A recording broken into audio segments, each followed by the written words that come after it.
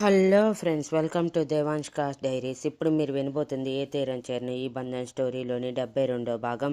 ప్రసాద్ గారి ఇల్లు ఇండివిజువల్ హౌస్లోని కింద పోర్షన్ డబుల్ బెడ్రూమ్. పరిమళ గారు ఆ ఇంటిని చూడటమే మొహం చిట్లించి, ఇంత చిన్న ఇంట్లో ఉంటున్నారా వాళ్ళు? దీనిని చూస్తుంటేనే అర్థమవుతుంది ఏమాత్రం ఉన్నవాళ్ళు అనేది అని వెటకారంగా అంటూ ఉండగానే కారు ఆగటం చూసిన ప్రసాద్ గారు, పల్లవి గారు వచ్చి, రండి మీకోసమే ఎదురు చూస్తున్నాం అని సాదరంగా ఆహ్వానించారు. ఇక్కడి వరకు వచ్చిన వాళ్ళని లోపలికి రాలేమా ఏంటి అని పరిమళ గారు మూతి తిప్పుతూ అంటే, పరమేశ్వరన్ గారు చిరునవ్వుతో, దాని మాటలు పట్టించుకోకండి, దానికి కొంచెం పిచ్చుంది, అందుకే అలా ఏది పడితే అలా మాట్లాడుతూ ఉంటుంది అని పరిమళ గారి చేతిని గట్టిగా పట్టుకొని కళ్ళతోనే మాట్లాడకు అని అనటంతో బయట భర్తని ఎదిరించి మాట్లాడటం ఎందుకని పరిమళ గారు నోరు మూసుకొని పళ్ళు నూరుకుంటూ మనసులో, నేను పిచ్చిదాన్ని అయితే నన్ను పెళ్లి చేసుకున్న మీరింకా పెద్ద పిచ్చివాళ్ళు, నా కొడుకు వీళ్ళ కూతుర్ని ప్రేమించి ఇంకా పెద్ద వెర్రోడయ్యాడు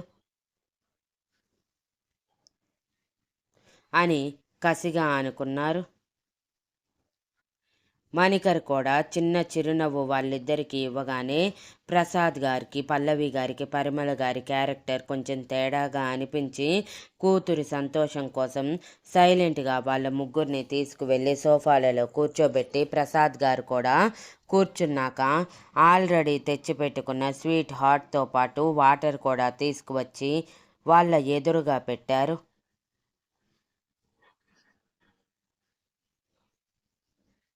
పరిమళ గారు ఫ్రీగా వచ్చినవి వదిలేయటం ఎందుకని పరపరా నమిలేస్తూ, ఇంత చీప్ క్వాలిటీవి తీసుకువచ్చారేంటి, అదే నేనైతే 5 స్టార్ హోటల్ నుంచి తెప్పించేదాన్ని అని బడాయిపోయారు.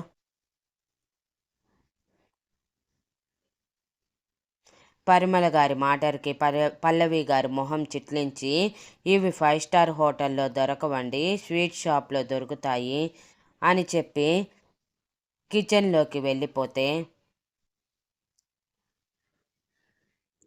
పరిమళ గారు కోపంతో ఊగిపోతూ ఏదో మాట్లాడేలోపు మణికర్ ఆవిడ చేతిని పట్టుకొని ఆపి, ప్లీజ్ అమ్మా గొడవ చేయకు అని అన్నాడు. ఛ, ఇద్దరూ కలిసి నా నోరు కట్టేస్తున్నారు కదరా,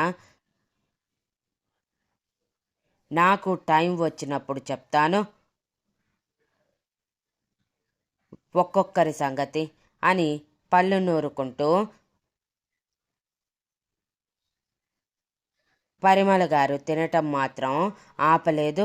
అప్పుడే విశాల్ బయట నుంచి కూల్ డ్రింక్స్ బాటిల్స్ తీసుకువస్తూ హాల్లో కూర్చొని ఉన్న మణికర్ వైపు చూసి, హలో బావగారు అని నవ్వుతూ పలకరించి పక్కనే ఉన్న ఇద్దరికీ చిరునవ్వు విసిరారు.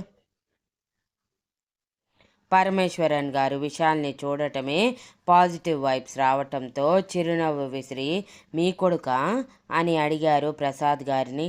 హా, నా కూతురు హారిక, వీడు జస్ట్ 10 minutes గ్యాప్లో పుట్టేశారు అని చిరునవ్వుతో చెప్పి విశాల్ని దగ్గరికి రమ్మని భుజం చుట్టూ చేయి వేసి, చదువుకుంటూనే పార్ట్ టైం జాబ్ చేసుకుంటూ తన చదువుకి సరిపడా సంపాదించుకుంటున్నాడు, నా మీద చిన్న బర్డెన్ కూడా లేకుండా చూసుకుంటున్నాడు, పైగా మావాడు చదువులో ఎప్పుడూ టాప్గా ఉన్నాడు,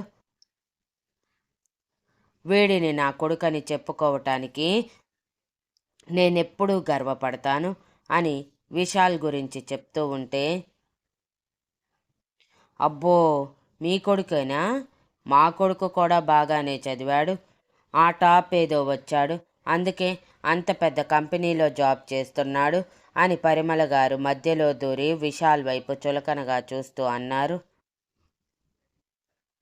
విశాల్కి పరిమళ గారి క్యారెక్టర్ కొంచెం తేడాగా అనిపించి మొహం చిట్లించి మరి మణికర్ వైపు చూస్తే, మణికర్ భయంగా గుటకలు బింగుతూ, మా అమ్మ గురించి చెప్పాను కదా అని అనగానే విశాల్ లైట్ తీసుకుంటూ ఓకే అని చెప్పి కిచెన్లోకి వెళ్ళేసరికి పల్లవి గారు రుసరుసలాడుతూ, ఏంటో ఆవిడ పద్ధతి నాకు నచ్చటం లేదు. హారిక, ఎందుకో ఇదంతా నాకు సరిగా అనిపించటం లేదు. అవసరమా ఇదంతా అని కాఫీ పెడుతూ ఉన్నారు మాట్లాడుతూనే.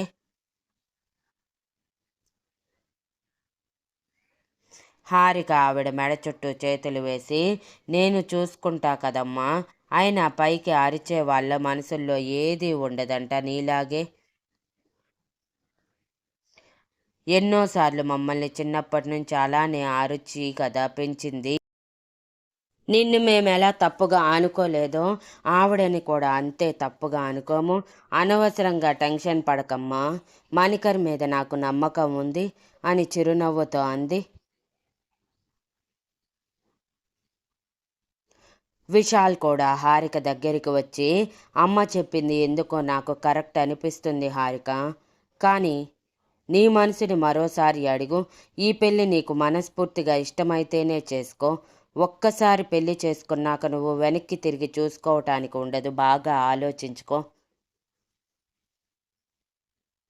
ప్రేమ మాత్రమే బ్రెయిన్లో పెట్టుకోకు, ఫ్యామిలీని కూడా చూడాలి అని చెప్పి తన తల నిమిరి పల్లవి గారి చేతిలో కూల్ డ్రింక్ బాటిల్స్ పెట్టేసి బయటికి వెళ్ళి ప్రసాద్ గారి పక్కన నిలబడ్డాడు.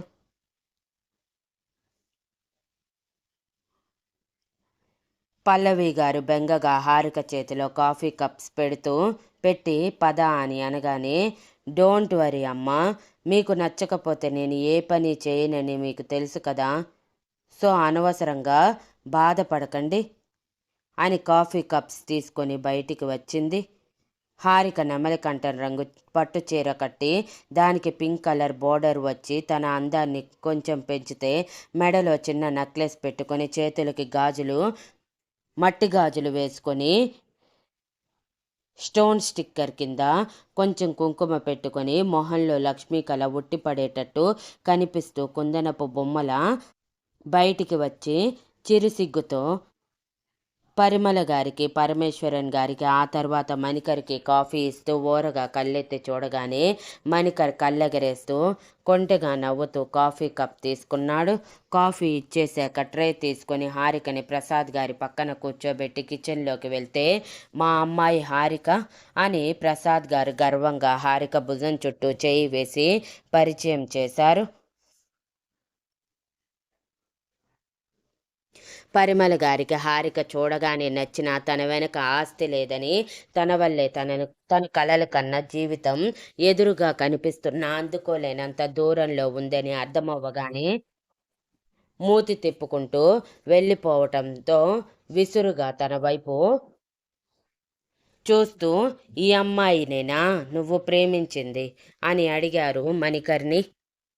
అప్పుడే కిచెన్లో నుంచి బయటికి వస్తున్న విశాల్, పల్లవి మణికర్ వైపు చూస్తూ ఉంటే మణికర్ హారిక వైపు ప్రేమగా చూస్తూ, అవునా అమ్మా అనగానే పరమేశ్వరన్ గారు వెంటనే, అమ్మాయి కుందనపు బొమ్మలా ఉంది, నాకైతే బాగా నచ్చేసింది అని చిరునవ్వుతో అన్నారు.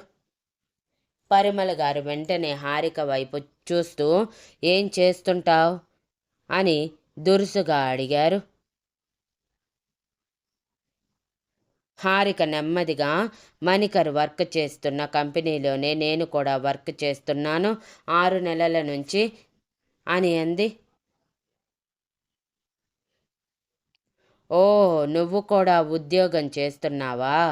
అయితే వెనక ఎంతో కొంత దాచిపెట్టుంటావుగా అని చిన్న చిరునవ్వుతో అడగగానే పరమేశ్వరన్ గారు కోపంగా పరిమళ గారి వైపు చూస్తే ఆవిడ కనీసం పరమేశ్వరన్ గారి వైపు కూడా చూడకుండా తిప్పకుండా పరమేశ్వరన్ గారి వైపు చూపు కూడా తిప్పకుండా, అమ్మాయి బాగుంది కానీ కట్న కానుకల గురించి మాట్లాడుకుందామా అని డైరెక్ట్ పాయింట్కి వచ్చారు. అమ్మా అని మణికర్ విసుగ్గా అంటే హారిక అయోమయంగా తలపైకెత్తి,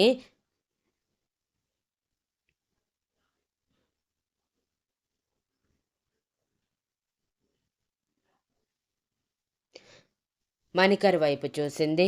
అదేంటి మణికర్, మీ అబ్బాయి మీకేమీ చెప్పలేదా అని విశాల్ సీరియస్గా అడిగాడు.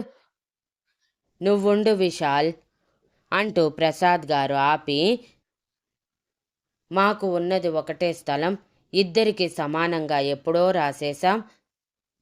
మా అమ్మాయి తరపున కట్నం అంటూ వస్తే అది మాత్రమే, అంతకు మించి మేము ఏమీ ఇవ్వలేము. మీకు నచ్చితేనే సంబంధం కలుపుకోండి, లేకపోతే లేదు అని ఓపెన్గా అన్నారు. మాకు కట్న కానుకలు ఏమీ వద్దు అని పరమేశ్వరన్ గారు చెప్పేలోపు, సరే చచ్చిందానికి వచ్చిందే కట్నం అనుకుంటాం, కానీ ఇంతకి బంగారమైనా పెడతారా, లేకపోతే మా ఇంటికి ఒట్టి మెడతో పంపిస్తారా అని మొహం చిట్లించి అన్నారు పరిమళ గారు. ఈసారి పరమేశ్వరన్ గారి కోపం ఆగక, పరిమళ అని కొంచెం బేస్ వాయిస్లో అనగానే పరిమళ గారు మూతి తిప్పుతూ, నోరు మూస్తే దాని మాటలు పట్టించుకోకండి, మాకు కట్నం అంటూ ఏమీ అవసరం లేదు. అమ్మాయి పోత పోసిన బంగారు బొమ్మలా ఉంది, ఇంతకంటే మాకేం కావాలి. మా అబ్బాయి మంచి అమ్మాయిని ప్రేమించాడు, ఈ పెళ్ళికి మాకు ఎటువంటి అభ్యంతరం లేదు. దీని సంగతి పట్టించుకోకండి. మాట కరుకే కానీ మనసు వెన్న అని నవ్వుతూ అన్నారు.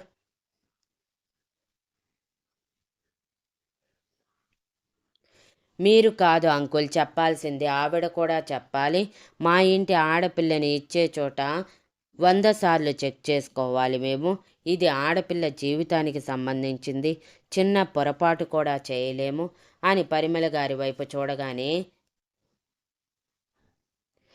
పరిమళ గారు నోరు విప్పేలోపు మణికర్ విశాల్తో, అమ్మని ఒప్పించే కదా ఇక్కడి వరకు తీసుకువచ్చింది, ఆమె ఒప్పుకోకపోతే మేము పెళ్లి చూపులకు వచ్చేవాళ్ళమా అని విసుగ్గా అడిగాడు.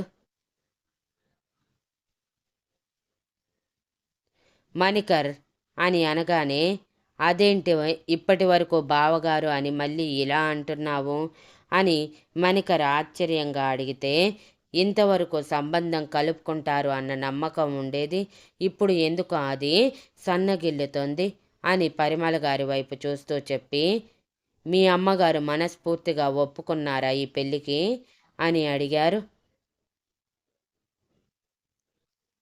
ఇంతలో ప్రసాద్ గారు, విశాల్, పెద్దవాళ్ళం మేము మాట్లాడుకుంటున్నాం కదా, పెద్దవాళ్ళ మధ్య మాట్లాడకూడదన్న ఇంగితం కూడా తెలియదా అని అరిచి, వాడి మాటలు మీరు పట్టించుకోకండి అని ఆయన కూడా పరిమళ గారి నిర్ణయం కోసం చూస్తూ ఉంటే,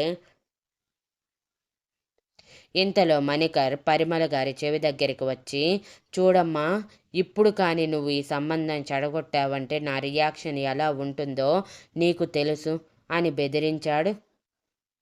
పరిమళ గారు ఇక తప్పక, ఒప్పుకుంటున్నాను, కానీ కనీసం మీ అమ్మాయికి మీరు కొంచెమైనా బంగారం పెట్టుకోండి, మా చుట్టాలకి మేము చెప్పుకోవాలి కదా, అందమైన అమ్మాయితో పాటు మేలిమి బంగారాన్ని కూడా తీసుకొచ్చామని అని విసురుగా అన్నారు. ఉన్నంతలో పెడతాము, ఇక మీకు ఈ సంబంధం ఓకే అయితే త్వరలో నిశ్చితార్థానికి ముహూర్తాలు పెట్టుకుందాం, మీరేమంటారు అని అడిగారు ప్రసాద్ గారు.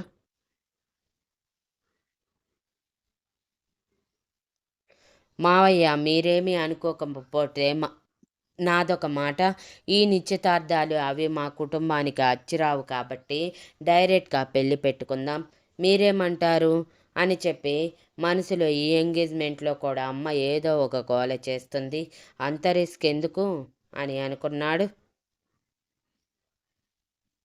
పరమేశ్వరన్ గారికి కూడా మణికర్ అలా ఎందుకు అన్నాడో అర్థమై, అవును బావగారు, డైరెక్ట్గా పెళ్ళి పెట్టుకుందాం, అమ్మాయి అయితే మాకు బాగా నచ్చింది, ఇక మా ఇంటికి వచ్చాక కూడా మీ అమ్మాయి తన ఇష్టం వచ్చినట్టు ఉండొచ్చు, ఏ రిస్ట్రిక్షన్స్ ఉండవు, ఇక్కడ ఎలా ఉంటుందో అక్కడ అలాగే ఉంటుంది, కాబట్టి అమ్మాయి గురించి బెంగ పెట్టుకోవద్దు అని చిరునవ్వుతో అన్నారు.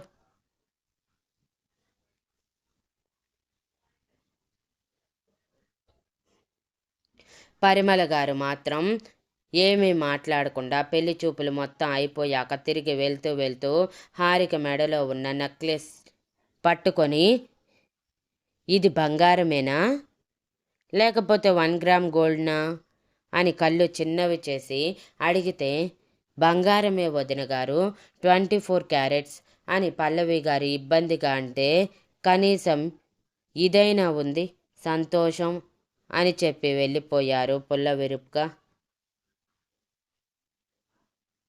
Thank you for listening and please like, share, comment and subscribe.